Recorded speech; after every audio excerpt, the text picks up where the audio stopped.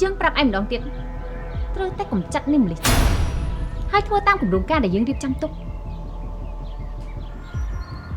ខ្ញុំមិនចង់សម្លាប់អ្នកណាទេ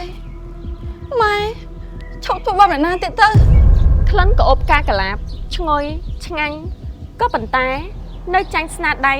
អ្នកធ្វើម្ហូបនៅផ្ទះយើងកាលពីមុនបន្តិចណាលោកបងមិនក៏និយាយបែបនេះហ៎លោកបងគឺអូនចូលចិត្តនិយាយអីត្រង់ក្មួយម្លីងគេដឹងចិត្តអូនស្រាប់ហើយអាខ្លាយើងមានការងារសំខាន់ឲ្យឯងធ្វើ